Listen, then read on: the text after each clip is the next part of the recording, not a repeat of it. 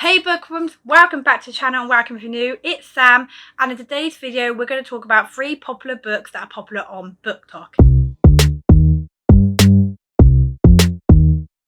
I originally planned to do this video a few months ago, but I ended up just putting it aside and deciding that I wasn't going to do it because I just wasn't in the mood. But here we are now, I've done it again, and I've finally actually read 3 popular books that are popular on BookTok. Originally I did want to read about 5 books for this video, but I've run out of time to get this video up for this week. So we've only read 3 books. However, I am going to be doing like a part 2 where I read like another 4 books. And if you guys want to help me decide on what books I should read that are popular on BookTok, then you should follow me on my Instagram and send me a message on some books that you think are popular and that I might like, or maybe I wouldn't, or you just want to see my opinion on. So like I said, I only read 3 books for this video just because I've run out of time. I've done a lot of research into this and I've asked a lot of people, and that's how I ended up coming up with the books that I've got. So we're going to jump straight into it, but before we actually jump straight into it, I'm just going to apologise if you hear any noise. I've got my window open. We're currently having a massive heat wave in the UK again, and if I have my window closed then I'm going to like melt. Let's jump straight into the first book.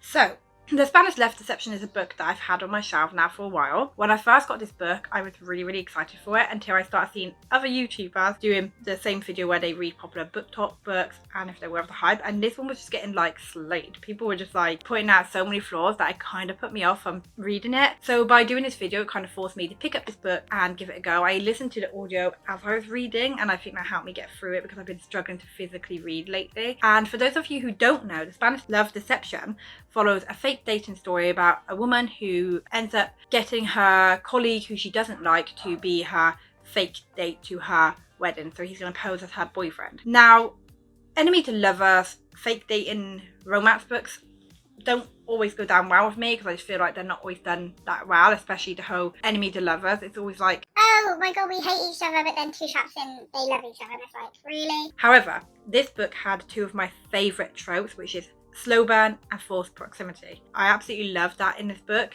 This book is definitely a slow burn, but it just felt way more realistic. It made me be able to get in touch with the characters and fall in love with romance as it started growing and actually feel that it was real rather than just rushed. And that's something I really did enjoy about this book. This book was super cute. It was like a little romantic comedy. Also, apparently this has been turned into a movie. Cannot wait to see it. And I honestly really liked the characters and the side characters. This book had me laughing a lot. Romantic in parts. The whole enemies to lovers part, the way it's done and why these characters don't get along made sense. Our main character sort of holds a grudge, and it's just very real because a lot of people do that. You hold a grudge against someone, you just don't like them, and there's a part in this book where her friend saying to her like, don't you think you're holding a grudge? It's been like almost 2 years now. She's, oh, did I ever forget so and so? And yeah, so she clearly holds a grudge. Another thing about this book, people saying that the wedding's over 3 days, so I'm thinking like, oh, this book's gonna be set over the 3 days and they're gonna fall in love. That's not gonna go down well with me because I don't like books that are like insta love, apart from One Day in December. But that's not the case. This book's about 200 pages in before they even go to the wedding part of the story, and they have to go on this like fake date together for him. And I just found that because of that, it didn't feel rushed, like I said. Saying that, like, I did love this book. There are some flaws within this book that I have to agree with other people regarding that. And this book was super repetitive at times, as in the amount of times that the author found a need to tell us that he's big and muscular. It was constant. Oh, his big hands. Oh, his big muscular body. And it was just really frustrating, but it never ruined my fun of or enjoyment of reading this book. I could just move past that. It's the same thing with like the amount of times that she's always talking about his blue eyes, and it would have been nice if the author could have used a different word to describe his eyes rather than constantly using blue eyes. And yeah, that's the biggest flaw that I had with this book. I would say that like the pace of this book was really done well, but the ending did feel a little bit rushed after the whole romance and will they get together sort of thing, and when they do get together happens. I felt like it kind of felt a little bit rushed. But again, like I said, that didn't stop my enjoyment. I actually ended up rating this book a 4-star. It wasn't a 5-star like everybody else was giving it, so it didn't quite live up to like the hype of everyone else. But I will say that I fully understand the hype for this book. For me, a 4-star means that I absolutely loved this book still and thought it was brilliant. It's just those little flaws that were in the book stopped me from giving it a 5-star. I feel like the author, I should have had an editor going through this. I don't know if she did, but the editor didn't do a good job on pointing out the repetitiveness of the way the main character Aaron looked. Do I think that it's not worth the hype? No. I do fully get why everybody loves this book. The romance, like I said, is super cute, and I really like the character Aaron and the way he was described as like a Clark Kent lookalike. So yeah, wasn't a 5-star, was a 4-star, but absolutely loved it. Next up is the Stardust. So many people love this book. This book is just talked about so much that I end up giving in and buying it. I mean, the cover is absolutely stunning. But I'm going to just say right now, this book did not live up to the hype. I don't understand the hype. I just don't. I DNF'd this book. I was over 230 pages into this book. I wasn't having the best time. I was having the worst time. 200 something pages in, I'm expecting to understand something by now, or just be like thoroughly like into it and engrossed into it and wanting to know what's going to happen next. But that wasn't really the situation that was happening. So if you don't know what this book's about, it follows a character who finds this book in a library and his story's in it, and then he goes on like this adventure, I guess, to find the missing pages, although that didn't actually happen. He gets thrown into like this mystery world about all these books and all this other stuff that's happening. It's like a story within a story within a story sort of thing. And in the book, you kind of have like these other little stories happening. But the thing is, it's like I was getting into the main story, and then it would go on to these other random little stories. And apparently all these stories do link up eventually and stuff like that. But I just feel like, yeah, but nothing was still making sense. Like it was just really confusing. Nothing was making sense. And I kept losing interest because it would go on to all these little stories. And I was just kind of like, yeah, I'm not interested. I don't get why everyone loves this book so much. And I apologise for anyone who absolutely loves this book. It's just my opinion. I feel like by 230 pages in, the reader should fully be understanding what's going on. And honestly, the main character was just kind of boring. Like, just didn't have much of a personality and was really bland to me. The little side stories weren't that interesting to me because it kept taking me away from the actual main story. So I DNF'd this book, and this definitely was not worth the hype for me. Again, I apologise if any of you loved this book, but it was not for me. Really disappointed about this one, to be honest. I really wanted to love it, but no. Next up is a book that I was never going to get it until I realised that it was on the BookTok popular thing and it could work for this video. And that is Echo of What Thrown and Roses. Yeah.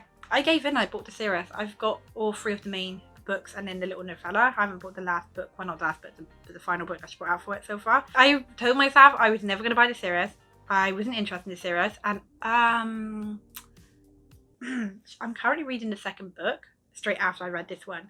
So did this book live up to the hype? Yeah. I gave this book about 4.5 stars. Like I said, even though it's a 4.5 stars, for me, this definitely lives up to the hype. I can fully understand why so many people love this book and are obsessed with the series. Everybody told me that this isn't the best one in the series, and I can kind of see that from reading the second one, but I had such a good time reading this. I loved jumping into the world of the Pavilion, and all the fays and our main character Farah, and it was just so good. So this is like a Beauty and the Beast sort of retelling, which you can definitely tell when you're going into this. We follow a character, Faya, I think her name's Farah, who ends up killing a wolf that's a fae, and then she gets taken to the fae land where she has to live out the rest of her life, and obviously a romance happens and there's a lot of drama, a twist, and things happen and go down, and it's just so good. I love the side characters, I love our main character, and the twist that happens at the end was just so good that I could not wait for the second one. 100% worth the hype. I cannot believe I was not going to get this book. If it wasn't through this video, I would still be unaware of how good this series is. So this is also like classed as a YA, which I don't feel like it should be, because some of the smut scenes can be quite steamy. I just don't think that it should be classed as YA, but I think at the time it got classed as YA. I don't think it still gets classed as that now. I don't think I need to go into too much detail. Like I said, I've already told you guys what it's about, but I think everybody pretty much knows what this series is about. Would I recommend this? Yeah, I would definitely recommend this series. Like I said, I haven't even read this series yet, but I do want to try and read it for this month. But this is so good. Like, I'm over here like, how was I not going to buy this series? Why? I don't know why, but like, I have it now. And I love it. I love the characters. Oh my god, they're all just written really well. The only flaw of this book that I've seen some people kind of criticising was that all the males are supposed to be like look perfect and it's unrealistic and that all the characters are perfect. But I actually kind of disagree with that. because our main character, she's illiterate, so she's not exactly like perfect and doesn't have any flaws. She does have this flaw where she is illiterate, which I found quite interesting for them to put into this book, and it was nice because, you know, not everyone can read or write, and I feel like it kind of definitely impacted the story as well for like later on what happens. If you guys have read this, you'll know what I mean. So yeah, I mean, the males are all described as perfect looking, but that didn't really bother me, to be honest. Like, I know it bothers some other people who were doing the whole BookTok video thing where they read this book for the first time, but for me it just didn't bother me at all. I honestly flew through this book and loved every single second of it. So yes, this one's 100% worth the hype. So like I said, yeah, these two 100% I can understand the hype. This one, I wouldn't sit here and say I agree with the whole 5-star rating that people gave it, but I do understand. It's just there are some flaws in it that were a little bit annoying. This one gave it 4.5 star. It wasn't like the most amazing, incredible book I've read, but I 100% loved it and can understand the hype. And unfortunately, Stardust was a DNF. So yeah, I feel like this video is a pretty decent one. Like, I feel like I did okay with my reading for this video, and like I said, I am going to be doing a second part where I read some more popular books that are popular on BookTok.